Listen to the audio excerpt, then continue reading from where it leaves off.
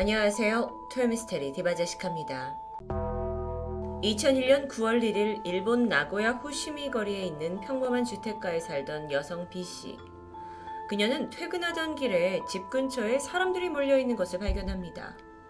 자세히 보니까 이들은 모두 헬멧과 작업복을 갖춰 입고 10명 정도가 근처를 서성이고 있었는데요. 주변에 공사가 있다는 얘기도 없었고 또 있더라도 이미 해가 진 어두운 시간이라 좀 의아하긴 했지만 대수롭지 않게 생각하며 그녀는 집에 들어섭니다. 그렇게 시간이 흘러 밤 11시쯤 여성 B씨가 막 잠이 들려고 할 때 밖에서 웅성거린 소리가 들렸습니다. 그리고선 조금 후 고성이 오가는데요. 누군가 위험에 처해서 도움을 필요로 하는 상황은 아니라고 판단했기 때문에 다시 잠을 청하려던 순간 밖에서 웬 날카로운 굉음이 울려 퍼집니다. 총성이었죠. 곧이어 남성의 비명소리가 뒤를 이었고 이후 몇 발의 총소리가 더 이어졌습니다. 그 사이 간간히 살려달라는 절규도 들렸죠. B씨는 떨리는 손으로 창문을 열어서 밖을 내다보게 되는데요.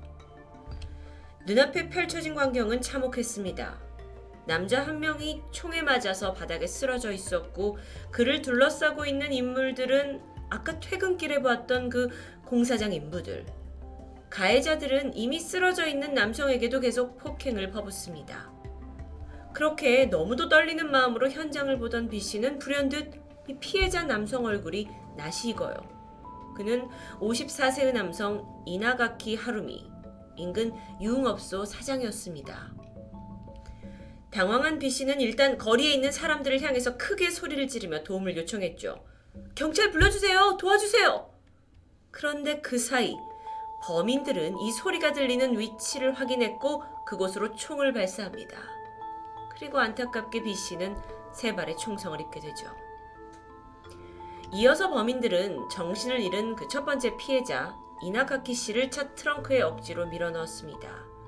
잔혹함은 거기서 그치지 않았죠. 마치 영화에서나 보듯 트렁크에 추가로 3발의 총을 더 발사합니다. 이후 10명의 일당은 자동차 2대에 나눠 탄 뒤 도주해버리고 말았어요. 이 사건은 나고야시의 거의 중심부라고 불리는 한복판에서 벌어져서 더 큰 충격이었습니다. 물론 밤이었지만 여긴 통행량이 많은 주택가였고 당시 근처를 지나가고 있던 행인들이 있었을 정도죠. 경찰서와의 거리가 겨우 500m밖에 되지 않는 곳이었기 때문에 그야말로 대범한 범행이라고 볼 수 있습니다. 사건 직후 현장에 달려온 그 사람의 증언에 따르면 근처에 있던 한 커플은 너무도 놀래서 간판 뒤로 몸을 숨긴 채 그냥 벌벌 떨고 있었고요. 다른 행인들도 혼비백산해서 현장에서 도망쳤다고 하죠. 바닥엔 피와 함께 휴대전화 그리고 깨진 안경이 곳곳에 있었을 만큼 그야말로 아비규환입니다. 게다가 그날의 상황은 생생하게 비디오로도 남아 있습니다. 한 목격자가 영상을 찍었던 건데 그 영상은 너무도 잔혹하기에 보여드릴 수는 없습니다. 영상 속에서는 총소리가 들리고 또 살려달라고 경찰을 불러달라고 울부짖는 B씨의 모습도 그대로 담겨 있었습니다. 아시다시피 일본은 우리나라처럼 총기 소지가 불법인 국가입니다. 주택가에서 10명이 넘는 용의자가 총격을 벌였다는 것은 이건 딱 봐도 뭔가 조직들 간의 범죄로 보여지죠. 일본에서도 이 사건은 뜨거운 관심을 받을 수밖에 없었습니다.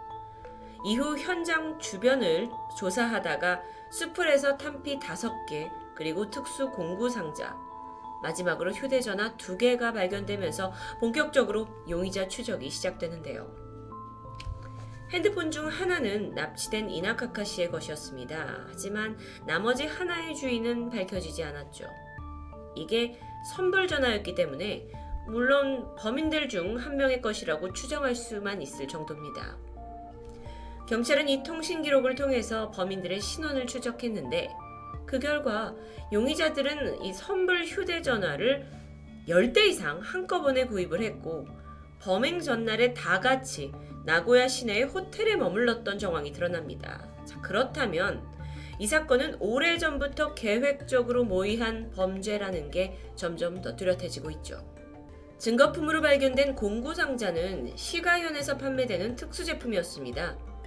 덩달아 고속도로 CCTV에서 도주 차량이 시가현 방면으로 향하는 장면이 포착되었죠. 자, 그래서 경찰은 시가현으로 초점을 맞춰서 수사를 이어갑니다.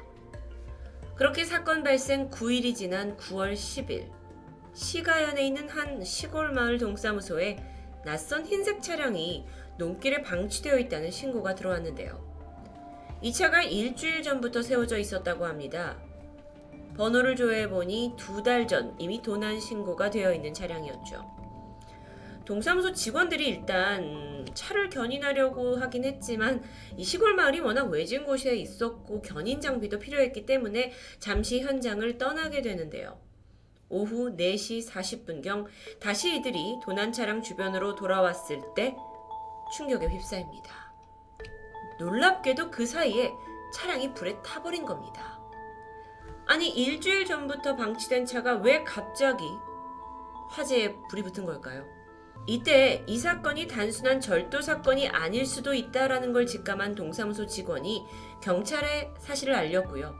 현장에 도착해서 내부를 살펴봅니다. 차의 문은 모두 잠겨져 있었어요.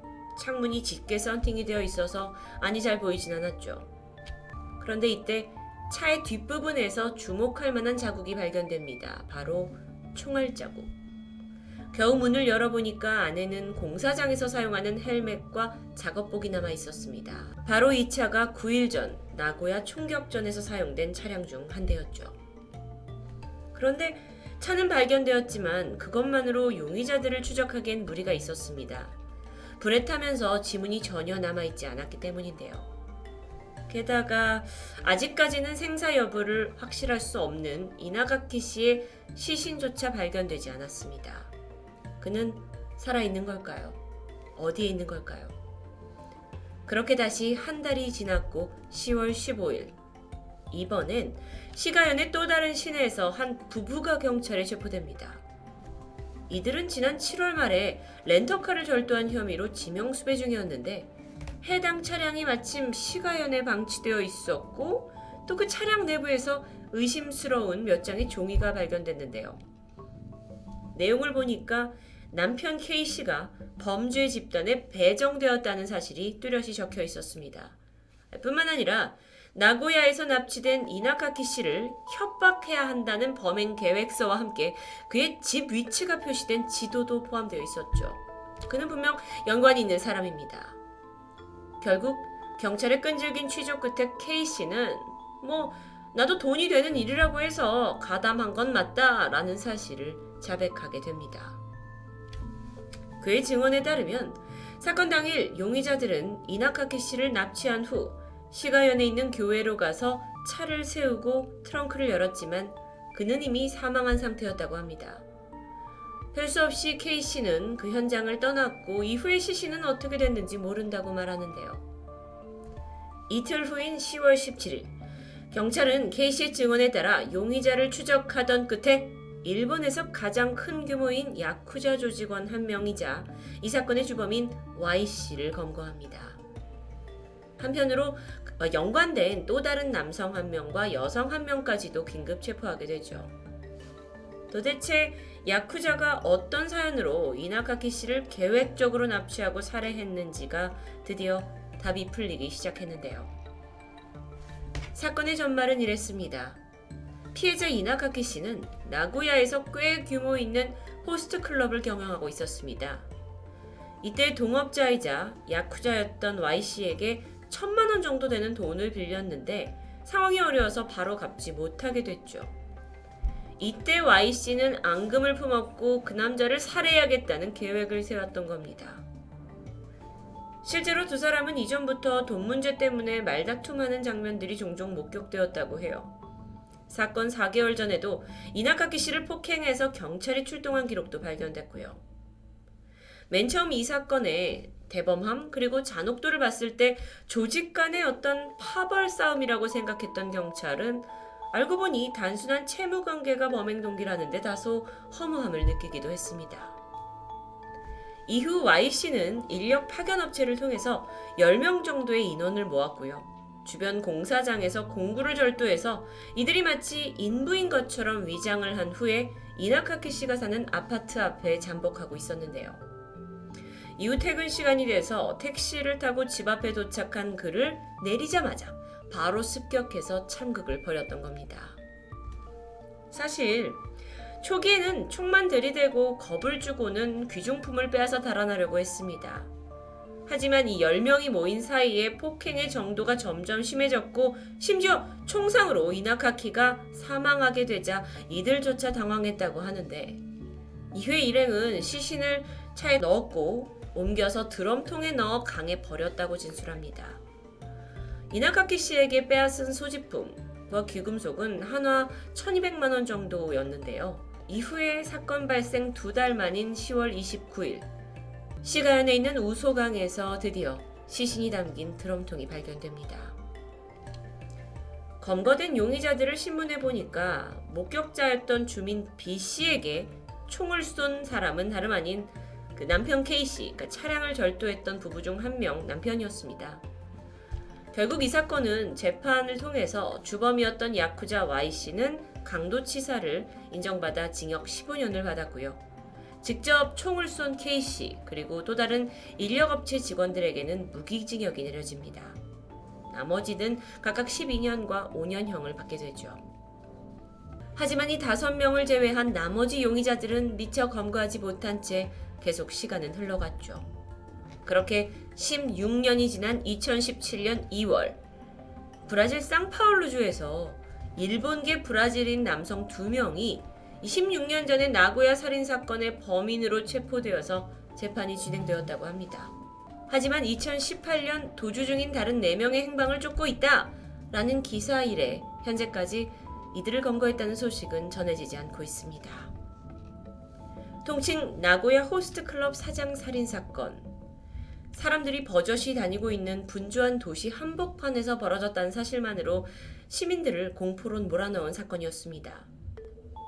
하지만 일각에서는 이 사건의 스케일에 비해서 초동 수사가 너무 늦었고 다소 부실했다는 비난도 있었죠.